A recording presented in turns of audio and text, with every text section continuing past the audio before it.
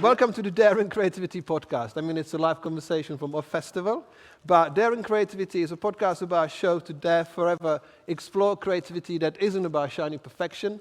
It's about showing up with all your doubts and imperfections and making them count. It's about becoming more of who you already are. My name is Radim. I'm a designer, author, and eternally curious human being. I'm talking to a broad range of guests. Some of them actually might be in the room.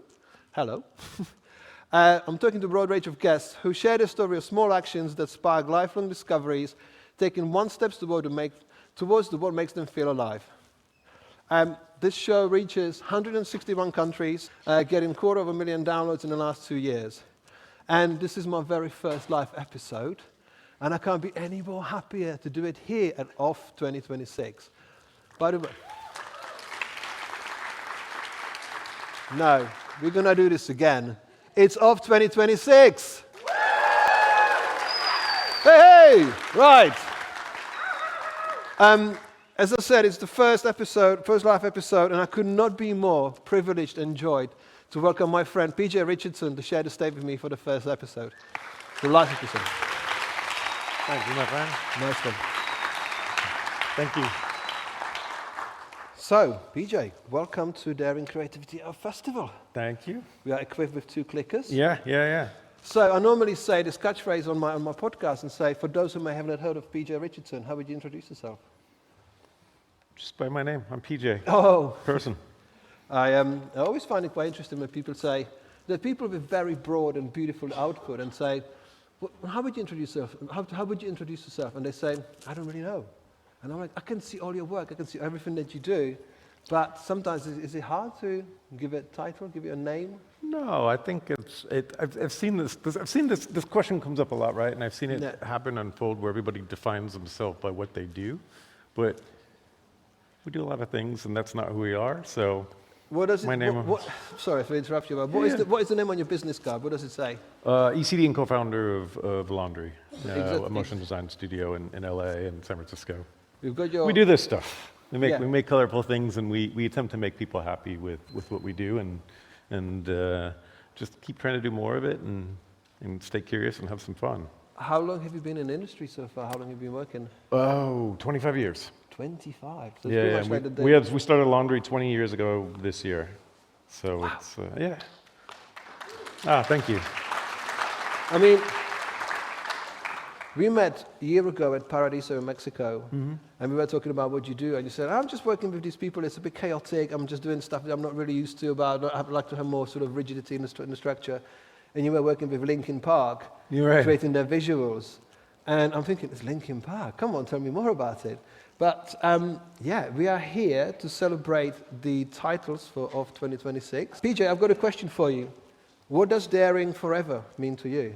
Oh man, so many things. I mean, like, it's the key to staying inspired and to keep going creatively is because, creativity stays the same. We get older, but I think the temptation is to sometimes, especially in this day and age, to give up and to just sort of call it and fall on our heels, especially with AI and uncertainty, right? But ultimately, the reason we got into this was the courage and the risk taking and the experimentation and kind of all the crazy chaos of being creative. And so I think it's just the mindset of just keep being that 17-year-old self that I think got all of us into being creative in some form, right?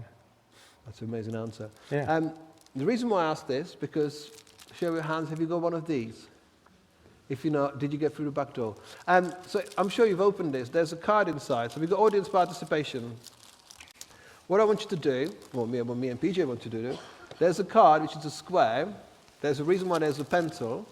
And there's a question, what does daring forever mean to you? You don't have to write it straight away, but we want you to write your first answer for now. What does daring forever mean to you? And whilst you think about it, we're going to carry on. So, PJ, you and I did a podcast episode about 9 months ago. Yeah. And you asked you about your background, and you said you came from the graffiti scene. That's right. And when the pennies dropped, I was like, there it is. It's a digital graffiti. It's a 21st century graffiti. 100%. Yeah. So, who's seen the titles yesterday? Have you guys seen them? Yeah, I mean, Awesome. I think they're better than that. Come on. We can watch it again tonight. Yeah. I mean, it's an incredible piece of work because, I mean, you've tackled something that hasn't been done before. Right. It's totally new. I mean, Pep was so excited that this happened. I was lucky to see the process from start to finish. And I'm excited to share this with you because our conversation is very much about the titles and what goes behind the scenes and all this stuff. But what does it feel like for you when you actually seen all of this finally on the side of a building, which is, I mean, bigger than anything I've ever seen? Oh man, it's emotional. Like it's still, I get chills even just looking at it now. I think it's the like we're all together here creatively, all, you know, with a shared love for what we do in design and all the different sort of subcategories it falls into. We're all together most of us in a faraway place with the intention of being inspired, and then there's just the added layer of like doing something gigantic in front of all of my peers and the joy and the pressure of that, and then purely the technical miscalculation, quite frankly, of something so enormous than being like, holy fuck, that actually worked, which is, you know, kind of a theme in what we do at Laundry. We say yes and then kind of figure it out later and then pray to God that it works. But like you say, the gigantic miscalculations, because some of the projections that were sort of crowdsourced and submitted were like 5-10 seconds. Yeah.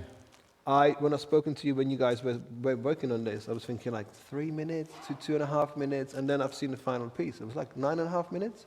Yeah. All right. I'll tell you the full story. I don't know if this is the right point, but I'll tell it to you. So the way that this unfolded is this is, you know, I being on the other in the room, looking out and seeing all these wonderful titles by all of our heroes over the years, right? I was like, man, I want to do that. I really like that would be cool. So I emailed Pep for probably 3 years in a row asking, and timing wasn't right. And this year, as luck would have it, timing was right. It was maybe January, like early January. He said, "You know what? Yeah, let's do it." And so I agreed, thinking that it would just be 69-minute video on roots and you know usual thing. Committed, and then he's like, oh, we're projection mapping it. I'm like, okay, cool, this is not the plan, but sounds rad. And then got the technical specs and was like, holy shit. Like it was a lot bigger. And then it just kept getting trickier. I was like, well, how long do you want it? Like 1 minute, 2 minutes? He's like, well, there's 55 to 75 names in there, and you're like, 3 seconds a piece, to be fair, that's how we do titles. And you're like, suddenly the calculator out and was like, shit. We'll definitely get through absolutely the process, because you've taken my question out of my mouth, really, where it all started. And I like that you said you've been emailing Pep for 3 years. Yeah. I'm a big believer in making future happen, inventing your future. You ask. Like yeah. It's like, James from Future Deluxe and I are having a conversation even about clients, and like, just reach out, share, ask anything, and most times people don't answer, but they see it, and then they don't, something doesn't get answered until it does. Truth to be told, we're sitting here because we asked. That's exactly. Like truth be told, thank you, because I sort of passed on a conversation about the titles. I just honestly couldn't see technically or creatively how to look at process stuff for 55 minutes, as good or bad as it might be, without boring everybody. And then you had this idea of this conversation, and then asked and got us here. So it's So I've actually advanced us to the inspiration. Let's see if I can go back on this. Because you guys, obviously, the OFF every single year gets a bit of a branding system by an agency that says a theme. And this year, the theme was created by Uncommon. I didn't know that Uncommon were swabbing people for their DNA and their germs at their mixers. I was in one of them in London. And I couldn't really put one and one together of like, what does it all mean? Like, I've seen the shell. I was like, what's this? But you had a bit of an insight on this. You made it sound darker than it really was. But so the idea that they came up with that I thought was absolutely incredible was that the community, OFF is made of the community of people, the attendees that are here, right? It's each in our own individual way, but we all come together as one, and so one ecosystem that makes this community that's here at OFF. And they got to this mold idea as a representation of that, as something, however you want to decide what mold means to you, is something ugly or beautiful or individual or what have you, and came up with this brilliant identity of literally making it, growing it, and having it become the community coming together and having that literally be what the identity is for OFF. And I was like, well, I'm definitely not that smart, but that's really cool, and I want to be a part of that. What did it feel like to see the theme, which is, I mean, it's not standard. I mean, seeing sort of germs and sort of, what would you call it, like penicillin kind of thing, like how molds. Did it feel like, what was the first reaction to it? Like, this is not the regular thing we're working with here. And normally there's a photography and type and some sort of design system. Really, really sound and fascinating concept and beautiful to look at. And so, and my very first instinct was, hey, there's no good or bad way to do anything creative in what we do, certainly at a conference. But my first instinct was like, hey, why don't we make the titles tie in with the branding? That was my first thought. Like, let's make make it, and started pulling reference that you guys are seeing here of all these cool like trippy mold things on from Pinterest, and like with every idea and intentionality of starting there and ending there with the visual look of this, and that was a jumping off point. Very quickly, I realized that both because of time and skill set, we were not going to pull this off to literally grow our own mold for the titles, or to create it in Houdini or any other tools. I just didn't have those moons were not aligning for the creative direction for this, but we were trying. What I liked what you did, you've seen the visual stuff, you kind of like tried to dissect it, how can you potentially recreate it in 3D. But when we spoke about it, when you were working on this at the beginning, like, you actually made a statement, you actually made a statement piece where you wanted to summarize the element of cultured audience, like how we all here together and how we sort of work together. And this was your statement piece. How did you unlock it? Yeah, like I think one of the biggest things that, thinking about the audience here and ignoring a second, like the style of what we make. I think the commonality between all of us here at OFF is that we challenge the status quo of creativity in some way or another. And you can call it a rebel, you can call it whatever you want. It's not about being rebellious necessarily, but we're here because, like this question, we ask, what if?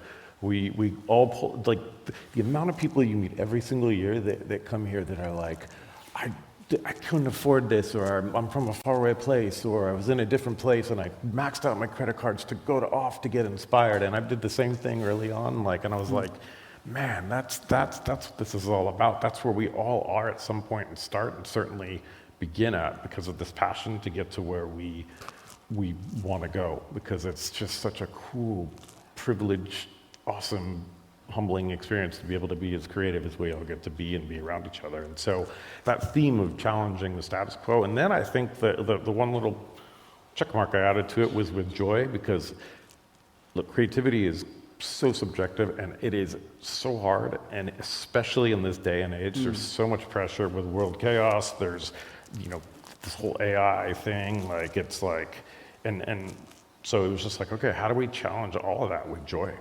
And that was the theme that came out of this, to try to put something on this idea of community that the Uncommon team had formulated so well with this identity. I mean, it's a big statement. Let's challenge the status quo with joy, because it obviously, you got the hard part and then you try to make it fun. Like, let's do it, let's enjoy it. And I remember telling you that ever since we were talking about this conversation prior for the last few weeks, I started seeing the word joy everywhere. Yeah. And I opened the Roulette magazine, which is a cycling magazine, and there was an article about a Spanish gravel rider, and she was like, I'm done chasing the titles, I'm now going to go and chase the joy of cycling.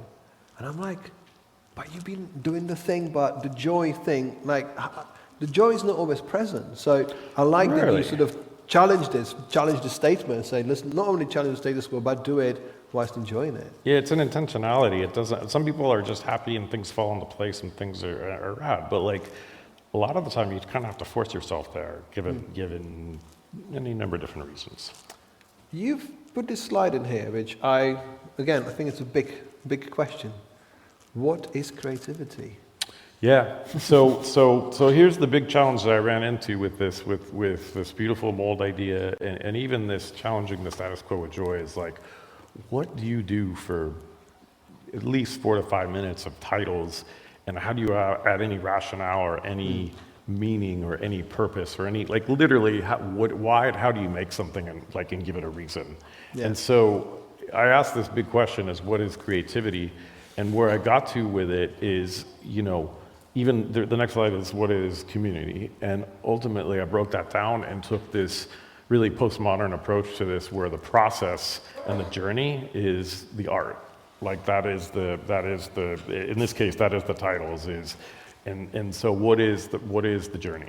And that, but the journey is us coming here, is us doing work to get to the end. It's the same way that it is us coming here from wherever we're coming from for whatever we're going through to become the community together at one place, which is OFF. Yeah, because I like what you put together. You put joy, creativity, community together, put it on a journey, and you say the journey is the joy and struggle. Yeah, because it's easy to make these slides with these big one statements, but like ultimately it's the messy reality is that it's a mix of everything. It's joy if you decide it to be, but it's also struggle no matter what you decide, because sometimes things are hard. And in a case like, and I think that in the journey of creativity, I'm not speaking for anybody else, but it's a roller coaster. It's up and down and up and down and back and forth, and I think that's the comment that I wanted to make with a piece like this. No, I'm looking forward to getting to the roller coaster as soon as we get into the technical slides. The second question, as PJ has now been talking about joy, he suggested a question, what gives you joy? So you got this card and a few more minutes to actually write what gives you joy. So if you have a think about it and fill that in, there's a conclusion to, there's a reason why you're doing the homework and not sitting just quietly. PJ, in your process slides, or in your deck and in your frame board, you had these 3 stages of creating this. You got anticipation, process, and celebration. Do you want to tell us what it means? Yeah. That's the journey. That's the creative journey, and that's how I wanted to break up in the titles into three chapters that are here. I think the anticipation when let's say we get a project or decide to make a project, right? The anticipation and excitement, and sometimes the stress, because I think as creatives, it's our passion is to challenge ourselves. We get pretty bored pretty easily doing the same thing, so we're like, well, let's do something new, and that gets us a surge of joy and excitement, but also you're like, holy shit, how do I do that, right? And then the process is something that I think, at least in my world, clients have been really, really putting the really cramping into and saying, we need it now, we need it tomorrow, get it on the first try. And so the idea of play and experiment and just trying to see what can be discovered by making a ton of different things. And then I touched on the celebration, that's when it all comes together. That's getting to the end, that's aiming for the end, that's getting to the happy place, if you will.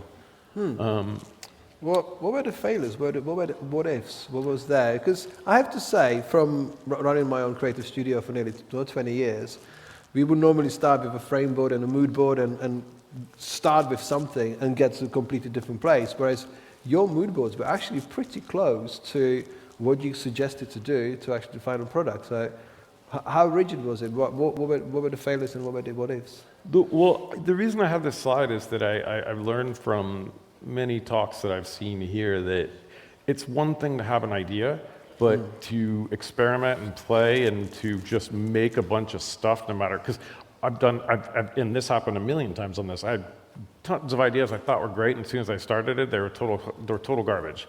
And so the idea here is for no good reason except that I like doing 3D, I worked in Cinema 4D and Maxon. Shout out to the Maxon team here. This is my Maxon. Let's just some UI slides here.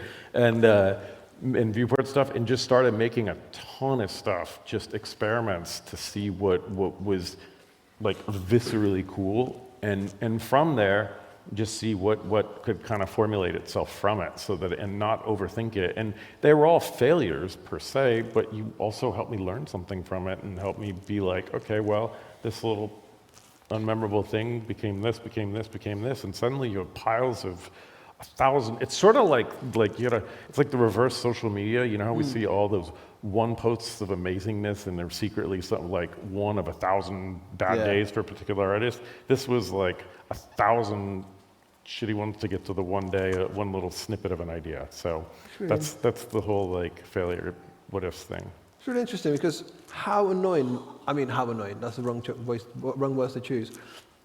What was the challenge about getting to the shape of the building? Because it's not a standard format. Like, did you already started thinking like there are certain limitations in the shape, or did you actually take it on thinking we got a challenge like we've not done ever before? Yeah, so Pep, to his credit, was like, hey, this is a screen for OFF, this is a screen for Barcelona, this is a screen for people walking by that don't know anything about creativity. So how can we do something that warps their perception of even an abnormal screen to begin with?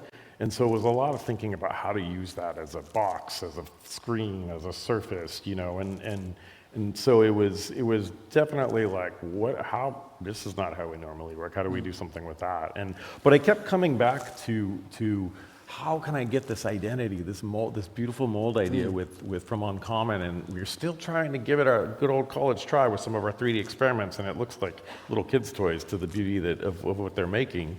And but we're still trying at the same time. What are we looking at on the right-hand side? So on the left-hand side is the OFF identity, and this is, what did you grow it in, or what did you The do? left side is from the Uncommon team that literally grew that with real mold, a real mold artist, and all of its beauty. And the me is on the right with the team trying to recreate it in 3D to you know, just because we wanted the control and sort of line it up, but it just wasn't good enough. So.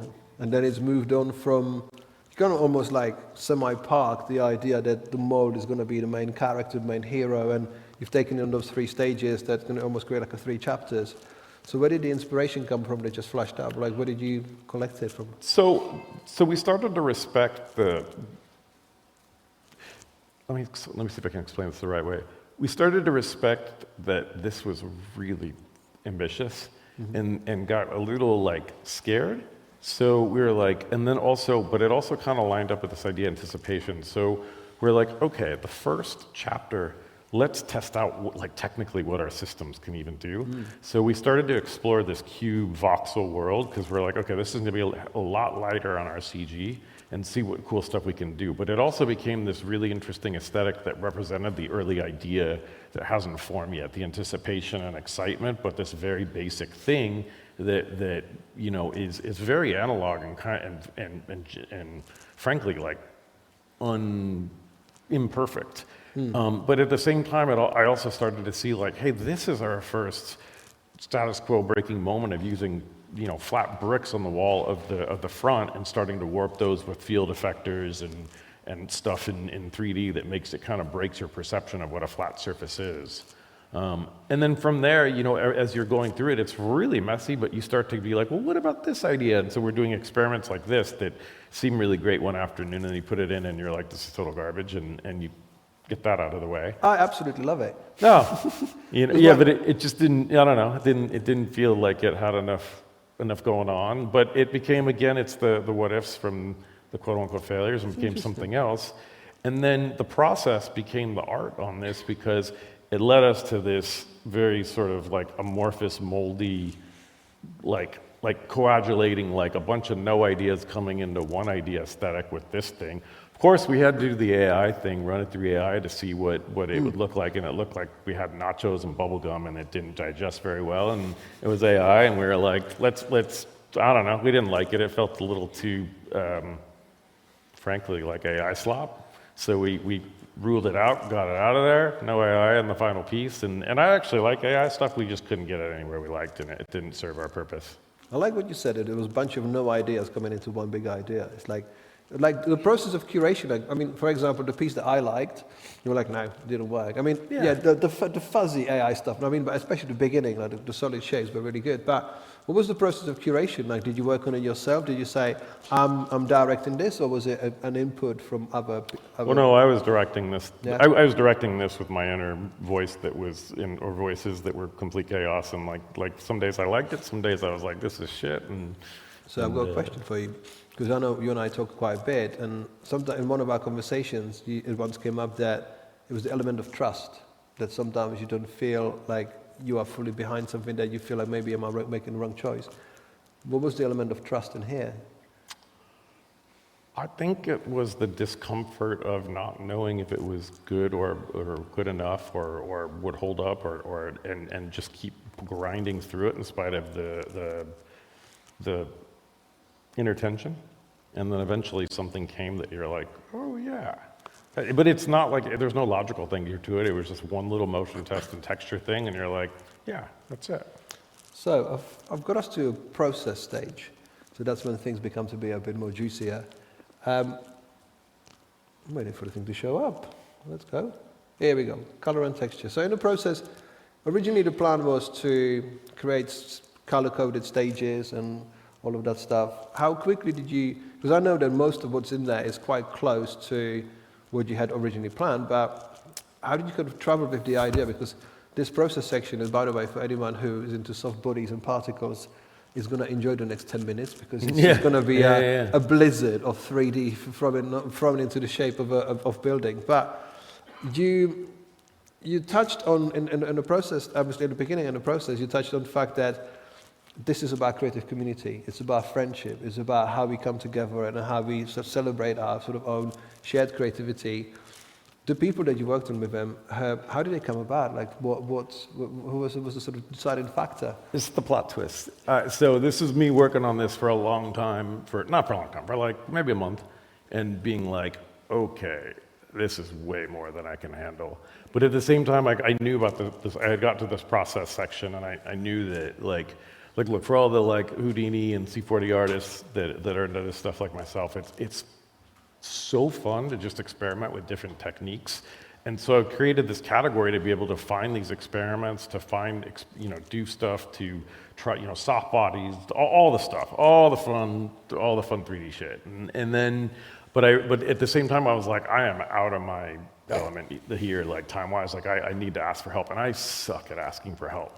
But my friend Alex Liu, amazing Houdini artist. I've done tons of titles with him, and just hit him up and was like, as if he wouldn't say yes. But I was like, I need help, and he's like, dude, we always do this stuff together. Yeah. And but what was really interesting and cool about this process was that it was not like, hey, you must do this. I had all of these categories of things we could explore, and and I like sort of the simplicity of some of it, like the Men v Nike reference that now is kind of retro and dated, but there was this element of speed and excitement of just cool little experiments with some art-directed color, and it wasn't like do that, but I was like, Alex, just play with stuff you wanted to play with, whatever, he's been doing some, I don't even remember how he described it, and so he just started making his own stuff for this process section and just let the cook, and what was the process of you letting go and actually giving him the trust? Because are we looking at some early development stages? What was that?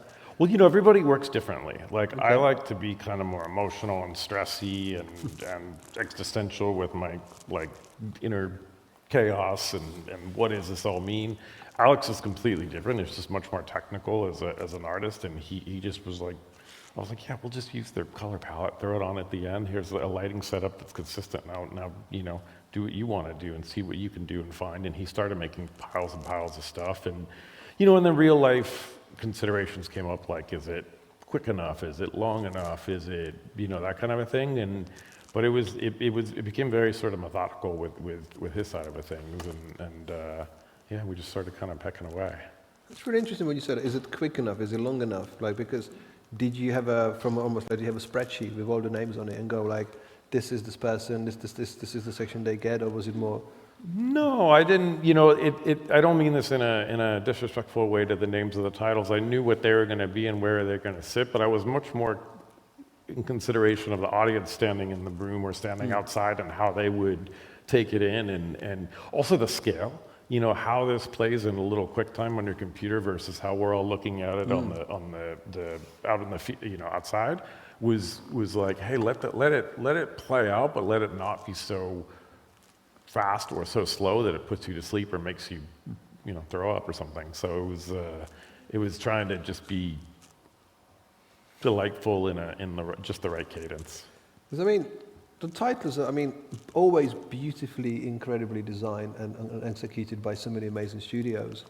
And sometimes you try to find like the way of like, how far did you go with this? Like, what did you create it and why? And like, how did you get that meaning into this? And in your way, we were talking about the fact that is there a way to challenge the status quo and introduce the organisms, the molds and that kind of stuff, and then introduce everyone as a character or as a sort of end credits. But that idea kind of floated for a while, but then... Yeah, I think we just went with our heart and who we are as artists and our passions, and kind of just made the stuff we wanted to make, and just break the rules of like brand consistency. I sound dismissive of Uncommon. That's not the case at all. It was just, we wanted to make a bunch of crazy stuff and also make it change enough to keep the audience, ourselves as part of that, entertained by constantly trying different things and letting the like chaos and mismatching and the sort of postmodern process as art lead it, and just let it be this just very experimental thing. And you know, back to the friendships thing, it started to invite other people in, like our friend Alejandro, who's this amazing CG artist in Colombia. I think he might be here, at least around here. We called him and was like, hey, we want to do this hand reaching out thing because we want to try to trip people out and again break this perception of what it is to have a surface. And so he got in there, started making a bunch of stuff and experimenting with stuff, and we got this like cool life. So it was again just like little micro ideas to try to be different and be, I don't know, an experiment, and then pulling in different friends along the way. This is an interesting one, because I saw Alejandro yesterday at dinner, and he was like, PJ called me and I had to be involved. Like, I had to be part of it. Like, this he couldn't miss out. Like, I wanted to do it, even though he was busy. Like, I want to do something.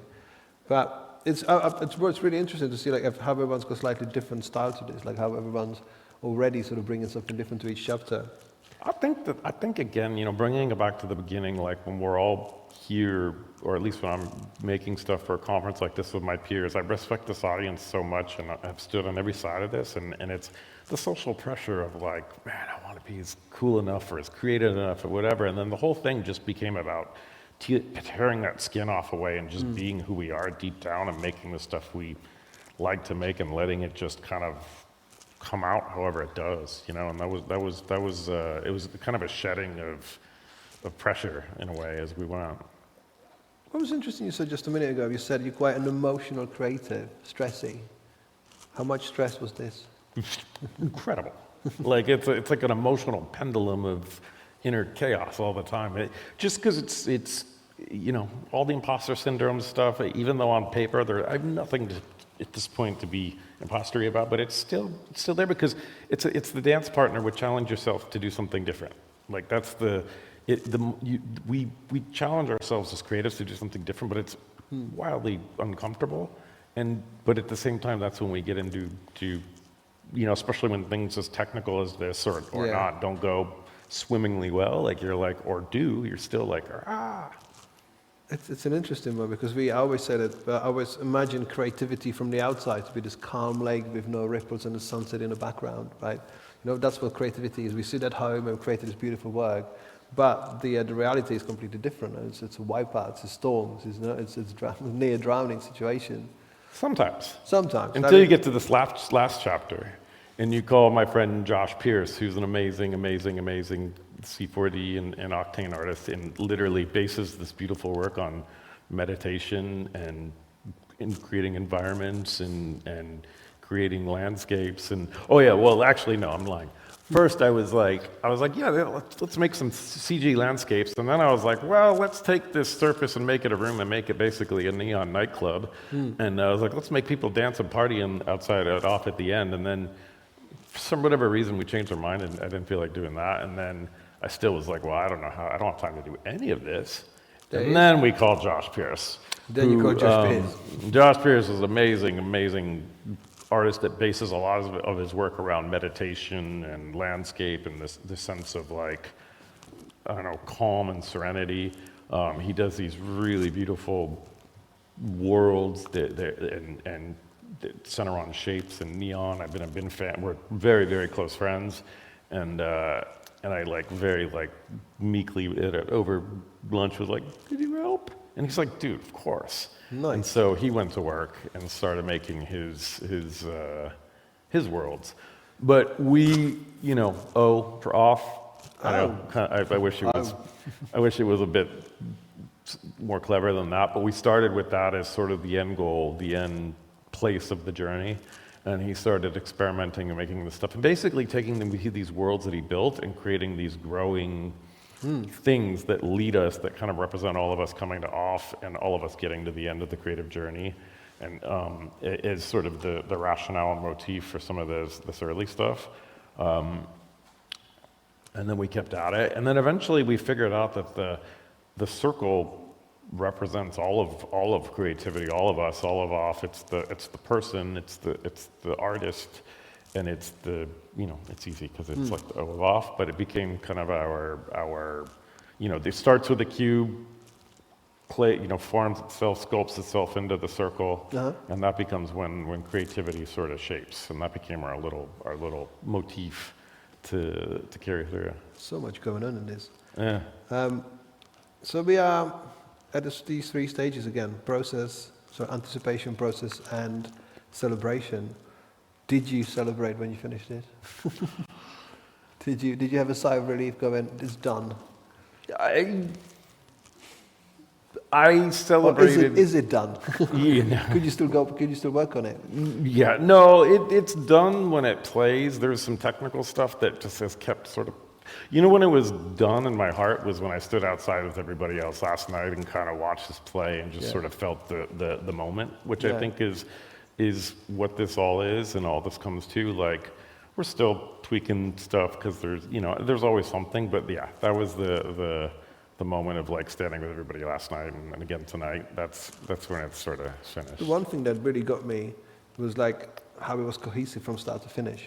Like, how did you blend it one bit after another? And it was just going. I was like, well, shout out to Adobe. That's when we threw it into After Effects and started tweaking all the colors and trying to get it to match up, because there was all of our, like, even on some of the cube stuff and some of the sections, we're like, this is great, and then you look at it and you're like, wow, this really sucks when it's all put together. So we used comping to colorize and get everything to feel like it was a little bit more as one, and then just kind of drilled at that, and yeah, I think that was and then there was just an acceptance of like, we have to finish, or there's nothing to experience, and just, and then you kind of, it sounds so cynical, because it is, I'm really proud of it, and it was really just a beautiful experience, especially with friends, but there's always a kind of a learn to love it moment, and that's when you're like, oh yeah, you see it for the joy of it, and so it was just cool.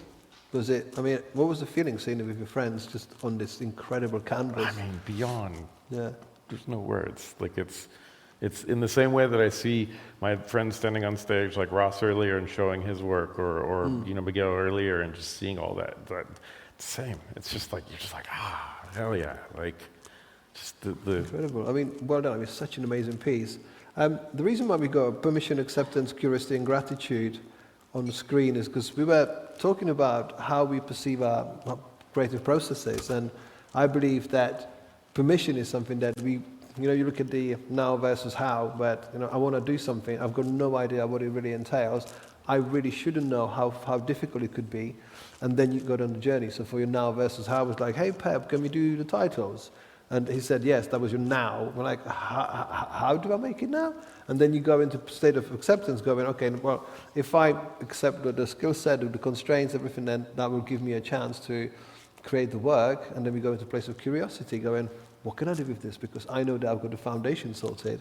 And we go, actually, now, what you kind of, I think, quite clearly displayed is the place of gratitude, of having the ability to share this with the world, both with the audience here, like share it and actually be able to do this, because I feel these are sort of our mirrors of how we see the processes, that being able to do what we do, how lucky are we that we can sit in this room, talk about creativity and celebrate creativity at this festival. That's, for me, it's always a place of deep gratitude, being able to do this, because it's something that other people potentially can't do. So it's just... I feel with a vengeance so strongly about this and how it represents OFF, and I think represents everybody that's here and everybody I've been inspired by, because I think alone, especially when we're younger artists, we ask for permission to be creative or to be a part of things, but then you have people like Seth Epstein from Los York. He didn't talk about this, but he was my very first boss, and was he? Yeah, and he created this culture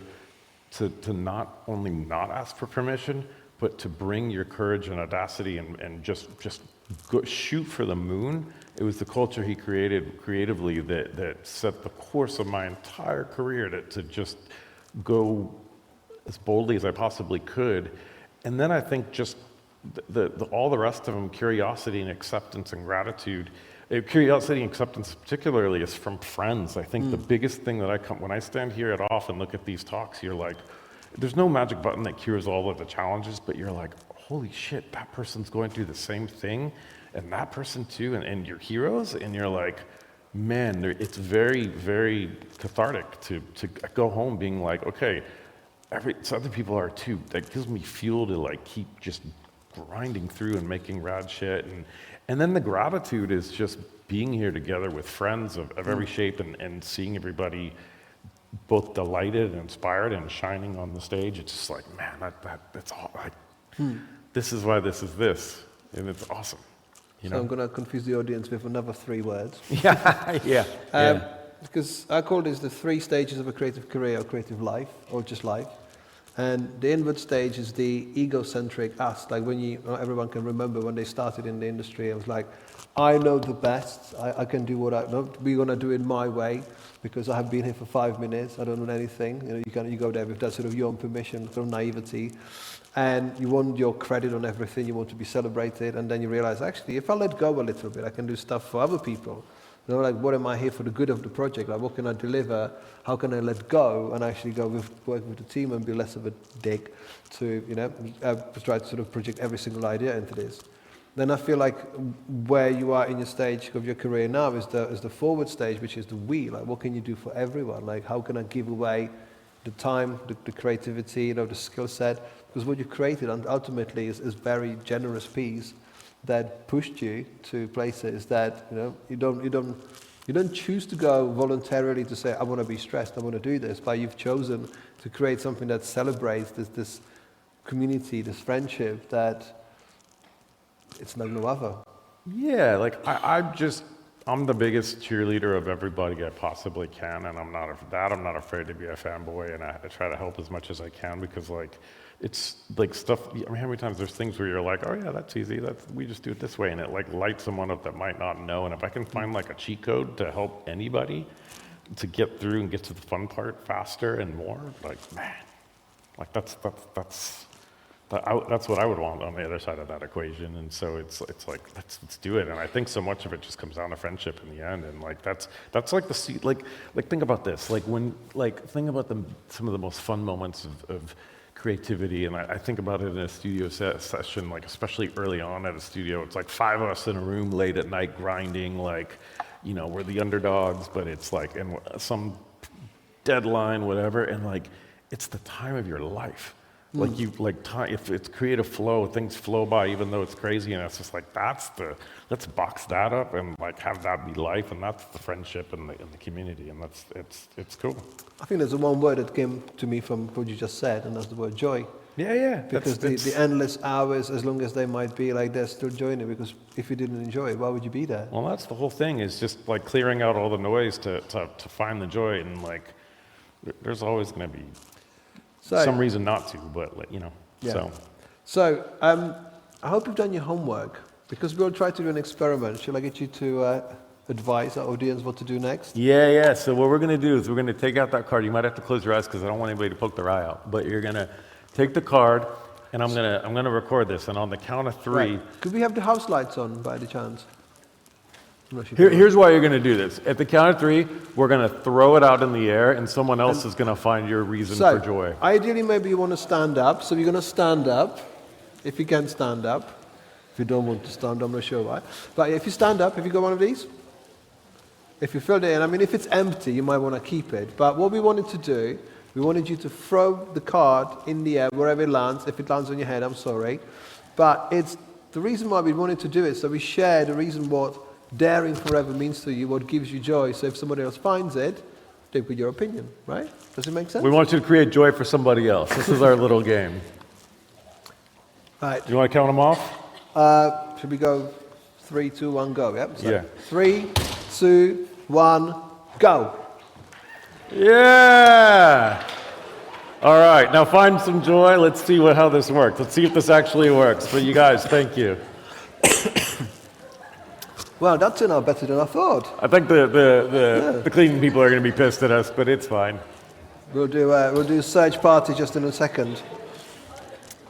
Well, What the? Whoa, that was a good one. That's a good shot. Let me see. Well done, Burton. Yeah. All right. Burton, you're going to be on the spot now. Excuse me.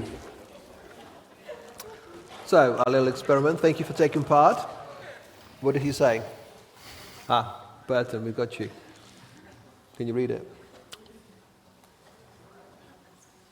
Nothing, because today I heard about it for the very first time. That's all right. It's He needs more time. He needs more time. That's okay. PJ, what would you say about, how would you summarize the process of making titles? How would you say in one couple of sentences what the process was about, and how many emails you're going to send next to ask for more title work and other stuff like this? Because it clearly pushed you in a new direction. It pushed you into places that made you stressed, made you emotional, but ultimately celebrating what you've created is I think, it's an incredible piece of work that you've created. Because when I said it for the first time, it was 9 minutes. I'm like, oh my God, that was a lot of work. I think it's just, like you said, just asking and keep asking, and eventually something will stick. And then, I think just owning the truth of the journey as the art, because for good and for bad and easy and for hard, that's it. And just try to lead with your real experience. I want to thank you for everything that you've created. I think you're an incredible creative, creating work that moves people, color, joy, full of gratitude, full of amazing work. I mean, you work with so many different sectors, creating amazing visual storytelling, and you're one of the most humble people in our industry. Yeah, so thank you. Thank you, Radim, but thank you guys. This is the inspiration here. Thank you. The Daring Creativity podcast is going to be a book. It's going to be a book in January 2027, and all of the conversations from the podcast will be in there. I've got a book called Daring Forever, which is coming out in October. There's a little card that you can pre-order the book if you want a limited edition, but the link is not up yet, so do it tomorrow. And I want just to give it up for PJ. Make a lot of noise, because you are incredible.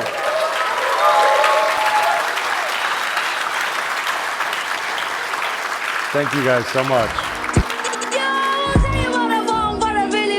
Thank you. Tell me what you want. What you really want. I wanna be down. I wanna be down. Wanna dig it.